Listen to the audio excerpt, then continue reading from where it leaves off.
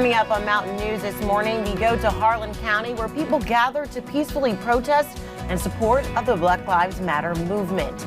And we know more about an officer-involved shooting that left one man dead in Louisville early this week. And a Johnson County teenager is in the hospital fighting for his life after an accident. We talked with loved ones who are rallying around him. Dedicated to Eastern and Southern Kentucky, this is WYMT Mountain News This Morning.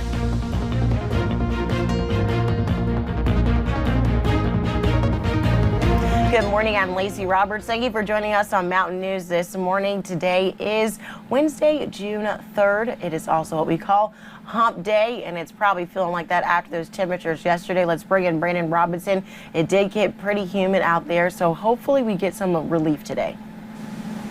Oh, ma'am, we're not going to get any relief today. The temperatures may actually go higher today. So, again, more heat and humidity. We had a record breaker yesterday. We'll probably have a record breaker today. But this morning, seeing some patchy, dense fog. We're going to continue to see low visibility across parts of the Cumberland Valley, like Cumberland Corridor this morning, down to 1 mile in Harlan, 6 miles in Monticello, and in Jonesville this morning. So just be careful as you're out and about this morning. We're going to continue to track some mild temperatures this morning. 70s in some locations right now. 72 Moorhead, Prestonsburg, Logan as well. 71 Jackson, Pikeville, 70 in Hazard. And then you get down into the Cumberland Valley out toward Lake Cumberland, a little cooler, low 60s towards Somerset, Monticello, Harlan, Middlesboro, Jonesville, Wise. But again, most of the area didn't drop too much in the overnight hours. Your out-the-door forecast today starting out in the upper 60s for most areas. Had to kind of split the difference there because of all the warmth there. And it's going to be another hot one as we get up to 88 degrees, potentially maybe more later today. The rest of the forecast coming up here in just a little bit. Lacey. Thank you, Brandon. And a peaceful protest was held in Harlan last night. It follows two that were held on Monday in Pikeville and in Paintsville. More than 100 people were there holding signs and cheering as cars passed by, honking their horns in support of the cause. And it was all put together by Bree Carr, who had it on her heart to show that Eastern Kentucky is listening to the Black community. Deep within rural Appalachia, especially southeastern Kentucky, a lot of people look upon us like we ignore issues that are happening and like we're uneducated, especially in things that are political like this is. And my idea was to show people of color who are struggling right now all over the country that there are people in this rural place that are allies, that care, that want to give other people here, the other community here, a platform to speak on. Stood along the highway for more than 3 hours. And in West Virginia, photos from protests in Charleston are going viral, but not for the reason that so many others are. What you see here is Charleston Police Chief Tyke Hutt and protester Zodiac Wood sharing a moment of prayer together during protests on Sunday. That simple prayer is not the only thing bringing them together for that moment. I went down there to protest just because I think we have a big systematic issue right now with police brutality, particularly as it pertains to Black people. And I went down there because I think the issue needs addressed and needs to be seen and heard more. What happened is simply wrong. A man lost his life. He was murdered by the police officer. And whether it was a police officer or not, we shouldn't be hurting each other. We need to treat each other as we would want to be treated. It was a moment that neither of them will soon forget.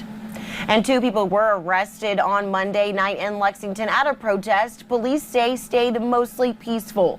Police say 19-year-old Colbert Wilson jumped on top of a police cruiser and urged other protesters to flip it with the officer still inside. Police say that he was also seen breaking a car window, forcefully removing the driver and punching them in the head. Wilson faces a long list of charges, including assault and inciting a riot. He was taken to the Fayette County Detention Center. The unnamed minor was also arrested in relation to the incident. And yesterday, Louisville police released new surveillance video of a shooting that left a popular business owner dead Monday morning. It shows two new angles inside the barbecue restaurant David McAtee owned and one from a nearby business. Acting Police Chief Rob Schroeder says video shows that police were called in to disperse the crowd. McAtee fired at officers. Between LMPD and National Guard soldiers, 18 shots were fired. Schroeder says there's still a mystery behind exactly what happened and who fired first, as the clips do not have audio. And a Corbin man is behind bars after a stabbing on Monday afternoon. Deputies with the Laurel County Sheriff's Office said that this man right here, 37-year-old Darren Michael Barrett, stabbed a woman during a fight at his home on American Greeting Card Road. Deputies tell us that when they arrived at the scene, they learned the woman went there to pick up clothes from an ex-boyfriend when he pulled out a knife and stabbed her, escalating to a fight after she says she tried to defend herself with a kitchen knife. That woman had to be airlifted to UK Medical Center. Barrett was charged with first-degree assault and transported to UK Medical Center for injuries sustained from the incident. And Kentucky State Police say a child was killed in an accidental shooting in Lee County.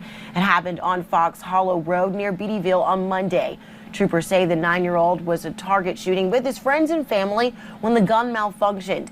The boy was flown to the hospital with a gunshot wound to the chest, and he was pronounced dead by the Fayette County coroner. Yesterday, a recent Johnson Central graduate is in the hospital in critical condition. Austin Wilder was severely injured Sunday night when he fell from a truck bed while he was out riding along with some friends.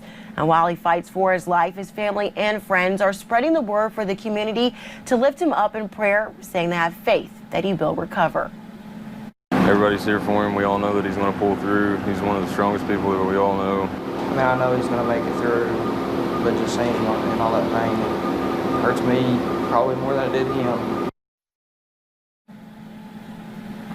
A fundraiser was set up by the school's senior counselor to help offset the family's expenses during this time.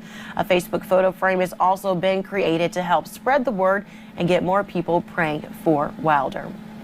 Well, thank you for getting your day started with us here on Mountain News this morning. Coming up, it's hurricane season begins. Officials in high-risk areas are juggling how to plan for natural disasters during a pandemic. It was hot yesterday. It's going to be hot again today. How high could the mercury go? We'll talk about it in about 3 minutes.